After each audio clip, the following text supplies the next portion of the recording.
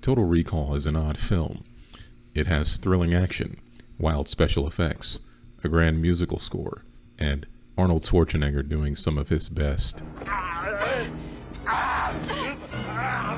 It was also a big box office hit in 1990, but it does something few blockbusters are able to pull off. It has a transgressive edge to it.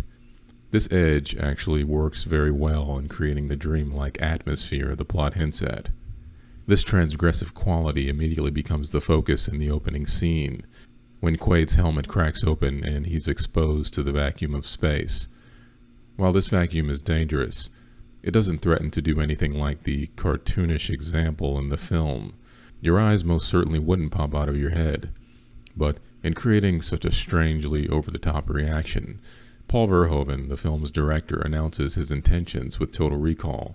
This isn't going to be an ordinary blockbuster. And in the next scene, when Quaid and his wife Lori have a little hanky-panky, the sexually suggestive nature of the scene further creates an illicit atmosphere, and the gunfire in the next scene has an exaggerated edge, sounding more like jackhammers than guns. This exaggeration is keeping in line with the first scene's over-the-top nature. Verhoeven, so far, is very forcefully pushing a tone that is over-the-top, aggressive, and sexually explicit. These three qualities will be the defining characteristic of the film going forward. Even Schwarzenegger's hulking, over-the-top physique plays a part in creating this transgressive atmosphere.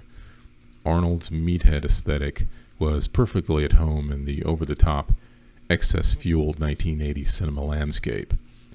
Even though Total Recall was released in 1990, filming took place in 1989, so it's essentially the last major action film of the 1980s. And Verhoeven's film does almost feel like a summation of 80s action filmmaking, putting his distinctly transgressive stamp on the decade's final action extravaganza. The action films of the 1990s would take a different approach, embracing more of a realistic style as the new millennium peeked over the horizon. The X-ray machine Quaid walks through acts as a bit of a foreshadow for events to come. The things done to the human body in this movie are pretty shocking, and this X-ray machine begins to introduce the idea of the body being deconstructed. Quaid's interception by Harry and his goons is the first in a series of ultra-violent action sequences that goes far beyond the standard movie mayhem. Everything is heightened and presented in graphic detail. This graphic intensity will continue in the film's other brutal and visceral action sequences. Even Quaid's fights with his wife are brutal.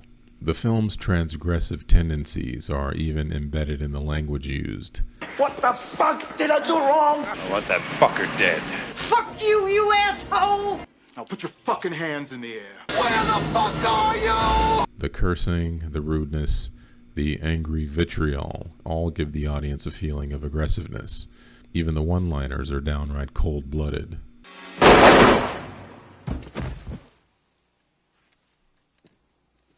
Consider that a divorce. Another example is when Quaid takes control of the friendly, pleasant, good-humored Johnny Cab, yanking, breaking, tossing aside like trash. It's a statement that any sense of goodness has no place in a film like this, and rat guts blown all over the view screen. And probably the film's most graphic example of its transgressive nature is Quaid's disguise in the form of a large lady at the Mars checkpoint, going through a major malfunction. Imagine this scenario happening in a real-life supermarket. You're standing in the checkout line and a woman starts gyrating, spouting nonsensical gibberish, contorting and visibly spazzing out. The entire store would probably stop and focus on this woman's incredibly bizarre behavior. Transgressive is basically any violation of accepted social standards, and this woman is doing things so far beyond the boundaries of what is acceptable that it's almost funny. This is the campaign of shock and awe that Verhoeven is waging against the audience.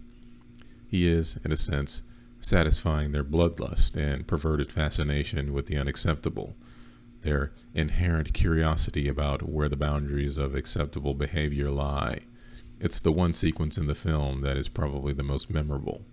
As Quaid enters the sleazy atmosphere of Venusville, the over-the-top nature of the film continues with the three-breasted woman.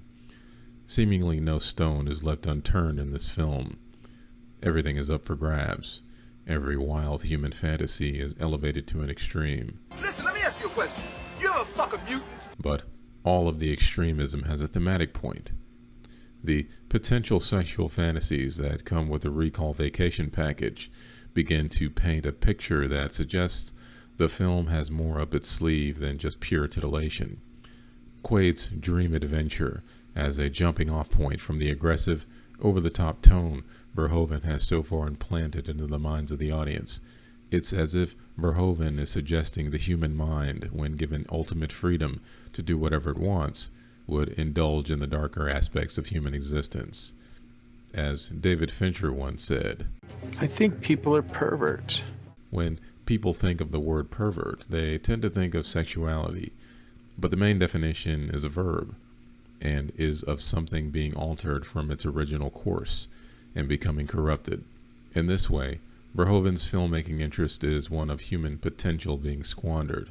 Quaid's dream becomes one of mistrust, decadence, violence, and physical mutation. All of these are aberrations of humanity, a lower state of consciousness, and the film cleverly turns this into a twist, where Quaid's original consciousness was actually Hauser, a corrupt, evil man, and that all of Quaid's habits and desires were that of Hauser, his original state.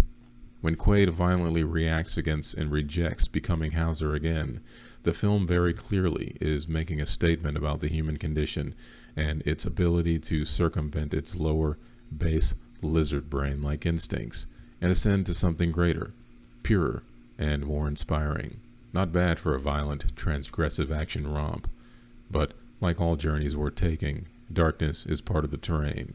If you enjoyed this video, consider hitting the like and subscribe button, as I'll be posting more content in the future. Thanks for watching.